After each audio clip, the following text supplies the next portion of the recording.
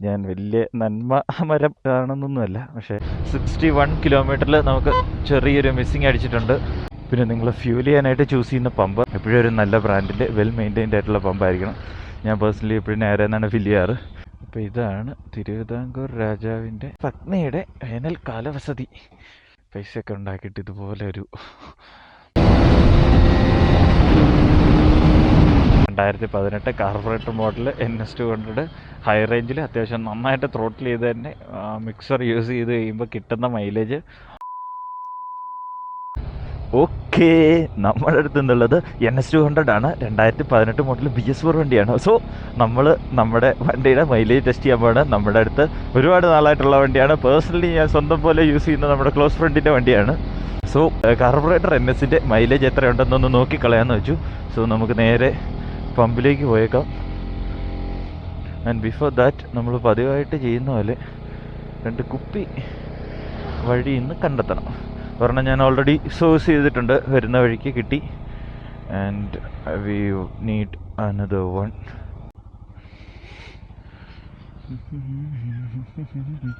അടപ്പില്ല. പിന്നെ നിങ്ങൾ ഫ്യൂൽ ചെയ്യാനായിട്ട് ചൂസ് ചെയ്യുന്ന പമ്പ് എപ്പോഴും ഒരു നല്ല ബ്രാൻഡിൻ്റെ വെൽ മെയിൻറ്റൈൻഡ് ആയിട്ടുള്ള പമ്പായിരിക്കണം. ഞാൻ പേഴ്സണലി എപ്പോഴും നേരെന്നാണ് ഫില്ല് ചെയ്യാറ്. അതും ഇവിടുന്ന് 1 ലിറ്റർ എടുത്തോ. ലിറ്റർ അത് മതി, അത്രയും കേസേ ഉള്ളൂ. സന്തോഷമായി.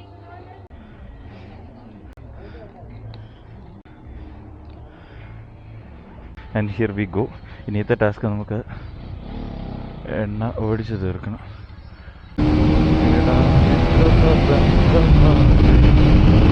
ഇടുക്കിയിലെ ഡിസംബറിലെ ഒരു മോർണിംഗ് ആണിത്. ഇപ്പോൾ സമയം 8 മണി കഴിഞ്ഞു.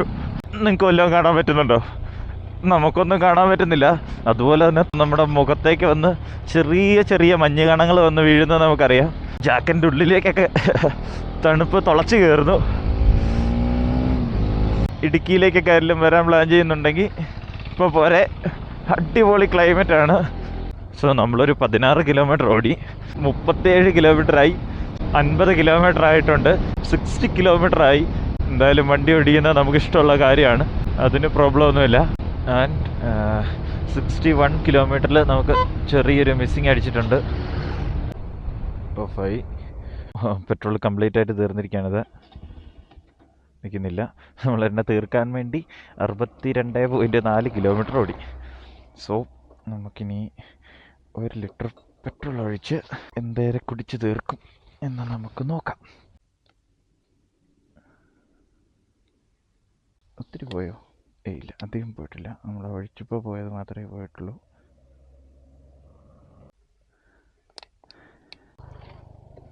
ബോട്ടിൽ സേഫായിട്ട് നമ്മൾ ബാഗിൽ വെക്കുകയാണ്. എല്ലാ തവണയും നമ്മളിങ്ങനെയാണ്. 2 ബോട്ടിൽ വഴിയിൽ നിന്നുണ്ട്. എന്തേരെ വേസ്റ്റാണ് നമ്മുടെ വഴി കൂടെ ഒക്കെ കിടക്കണേ. അതിൽ നിന്ന് 2 കുപ്പി സെലക്ട് ചെയ്ത് അതിൽ പെട്രോൾ വാങ്ങി നമ്മുടെ പരിപാടി കഴിഞ്ഞ് അത് നമ്മൾ ക്ലീൻ ചെയ്ത് ഹരിതകർമ്മസേനയ്ക്ക് കൊടുത്തു വിടുകയാണ് ചെയ്യാറ്. ഞാൻ വലിയ നന്മ മരം കാണുന്നൊന്നുമല്ല, പക്ഷേ നമ്മളെക്കൊണ്ട് ചെയ്യാവുന്നൊരു കാര്യം നമ്മൾ ചെയ്യുന്നു. സോ 1 ലിറ്റർ ഒഴിച്ചിട്ടുണ്ട്. ഇനി നമുക്ക് ട്രിപ്പ് മീറ്റർ റീസെറ്റ് ചെയ്യാം. ഓക്കെ, ദെൻ ഒറ്റ ക്ലിക്കിൽ തന്നെ സ്റ്റാർട്ടായിട്ടുണ്ട്. ഈ ഒരു കണ്ടീഷനിൽ വേണം മെയിൻറ്റെയിൻ ചെയ്യാൻ. എനിക്കത് നിർബന്ധമാണ്. നമ്മുടെ വണ്ടി ഏതായാലും ഒറ്റയടിക്ക് സ്റ്റാർട്ടാകുന്ന കണ്ടീഷനിലായിരിക്കണം. സോ നമുക്കിനി ഓടി നോക്കാം. അപ്പോൾ അതുപോലെ തന്നെ നമ്മൾ കംപ്ലീറ്റ് മിക്സർ യൂസാണ്. സാധാരണ ഒരാൾ ഓടിക്കുന്ന പോലെ ബോത്ത് സിറ്റീസിലും നല്ല റോഡിലും ചെറിയ റോഡുകളിലും, എസ്പെഷ്യലി ഹൈ റേഞ്ചിൽ ഓടുന്ന വണ്ടികൾക്ക് പൊതുവെ കുറച്ച് മൈലേജ് ഡ്രോപ്പ് വരാറുണ്ട്. അത് it's because of this type of roads. പിന്നെ ചെറിയ വഴികൾ കയറ്റം, അതുകൊണ്ടൊക്കെയാണ്. സോ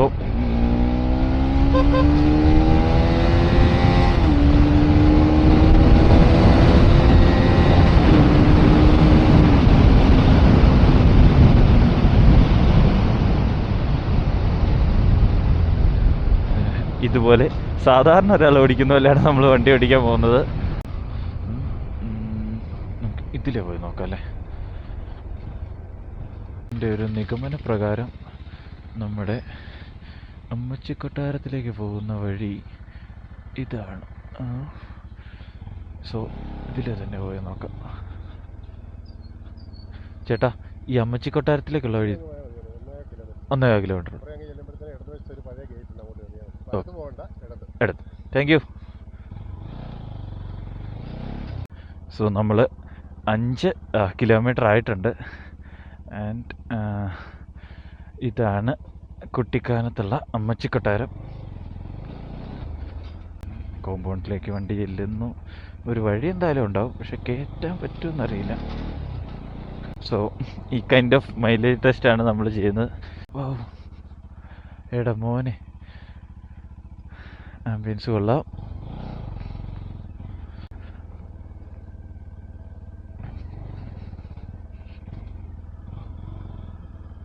അപ്പോൾ ഇതാണ് തിരുവിതാംകൂർ രാജാവിൻ്റെ പത്നിയുടെ വേനൽക്കാല വസതി.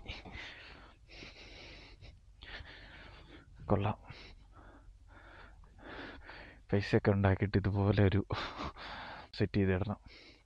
ഇതുപോലെ ഒരു ആംബിയൻസിൽ വലിയ ശല്യങ്ങളൊന്നും ഇല്ലാതെ. ആൻഡ് പതിപോലെ ഒരു ഫോട്ടോ എടുത്തേക്കാം. നമുക്കൊരു കാര്യം ചെയ്താലോ, ഇതിലേ പോയി വണ്ടിപ്പെരിയാർ കുമിളി പിടിച്ച് ആനവിലാസം വഴി കട്ടപ്പനയ്ക്ക് പോയാലോ.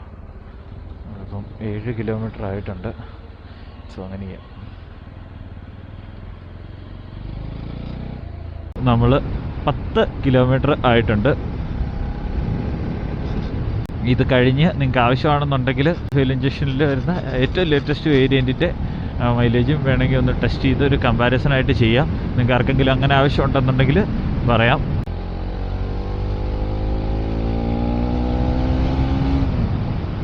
നമ്മൾ 17 കിലോമീറ്റർ ആയിട്ടുണ്ട്.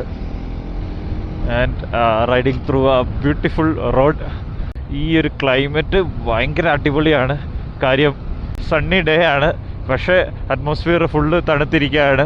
ചെറിയ തണുപ്പത്ത് ഈ വെയിലത്തൂടെ ബൈക്ക് ഓടിക്കുമ്പോൾ ചെറിയൊരു വാംത്ത് ഫീൽ വരും. Kind of pleasure. അത് ഭയങ്കര രസമാണ്. പ്രത്യേകിച്ച് ബൈക്കിലാകുമ്പോൾ നമുക്കത് നന്നായിട്ട് എൻജോയ് ചെയ്യാൻ പറ്റും.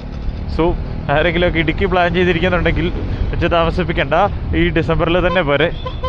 നമ്മൾ 20 കിലോമീറ്റർ ആയിട്ടുണ്ട്. എൻ്റെ മോനെ, അതൊരു കുളം. പോയി ചാടിയാലോ? ചേട്ടാ, അതിനായിട്ടുള്ള വഴി ഏതിലായിരുന്നു?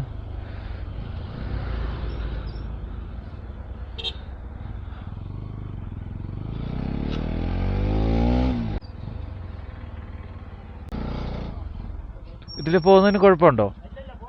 ഇല്ലല്ലേ? Okay okay. ഇല്ല, വേറെ ഒന്നും ഇല്ല. ജസ്റ്റ് ആ കുളത്തിൻ്റെ അവിടെ വരെ ഒന്ന് പോകാൻ നിർത്തും. ഇല്ലല്ലേ? ശരിയല്ല, ശരി. സമ്മതിച്ചില്ല. നമ്മൾ കുറച്ച് പേരൊക്കെ വന്നിട്ട് പ്രോപ്പർട്ടി ഡാമേജ് ആക്കി അല്ലെങ്കിൽ വൃത്തികേടാക്കിയിട്ട് പോകുന്നതുകൊണ്ടാണ് ഇങ്ങനെയുള്ള പ്രശ്നം. നമ്മളെ കാണുമ്പോഴേ പറ്റില്ല, ആരെയും കയറ്റി വിടില്ല. അങ്ങനെയാണ് ആൾ പറഞ്ഞത്. 25 കിലോമീറ്റർ ആയിട്ടുണ്ട്.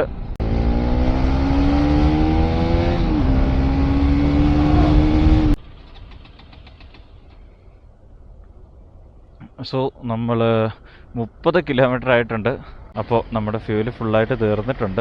നമ്മുടെ 2018 കാർബറേറ്റർ മോഡൽ NS200 ഹൈ റേഞ്ചിൽ അത്യാവശ്യം നന്നായിട്ട് ത്രോട്ടിൽ ചെയ്ത് തന്നെ മിക്സർ യൂസ് ചെയ്ത് കഴിയുമ്പോൾ കിട്ടുന്ന മൈലേജ് 30 കിലോമീറ്റർ പെർ ലിറ്റർ ആണ്. I think it's accurate. Because നമ്മൾ ഡ്യൂക്ക് 200 ചെയ്ത് കഴിഞ്ഞപ്പോഴും 30 തന്നെയാണ് കിട്ടിയത്. സോ ഞാൻ ഓടിക്കുന്ന കണ്ടീഷനിൽ ഓടിച്ചു കഴിഞ്ഞ് കഴിഞ്ഞാൽ 30 കിലോമീറ്റർ തന്നെ ഒരു ലിറ്ററിൽ ഹൈ റേഞ്ചിൽ കിട്ടാൻ പോകുന്നുള്ളൂ. നിങ്ങൾക്കൊരു 35 ഓൺ ആൻ ആവറേജ് അസ്യൂം ചെയ്യാം. ബിക്കോസ് തവണയും പെട്രോൾ ഒഴിച്ചപ്പോൾ കുറച്ച് പോയിട്ടുണ്ടായിരുന്നു. കുട്ടി എന്നെ ഒഴിച്ചു.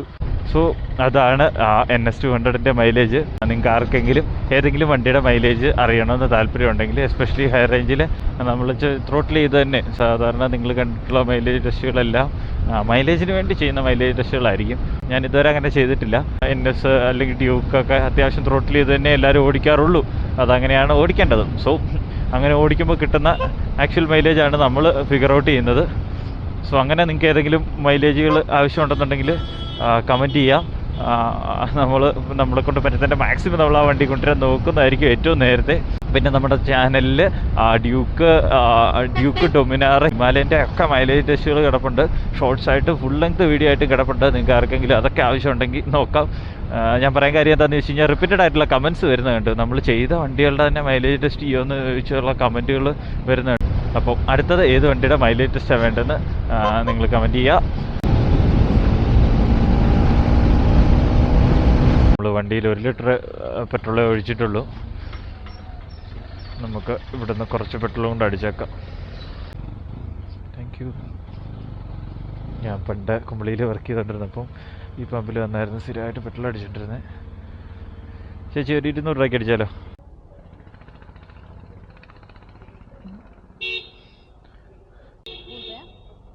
ഗൂഗിൾ പേ അതല്ലിട്ടാ പോരാ, മുകളിലിരിക്കുന്നതിൽ കിട്ടി. മാറ്റി വെക്കാം. പണിപാളി. നമ്മുടെ പേയ്മെൻറ്റ് പോകുന്നില്ല, ക്യാഷ് കൊടുത്തേക്കാം. ഇതാ ചേച്ചി ആകുന്നില്ലേ?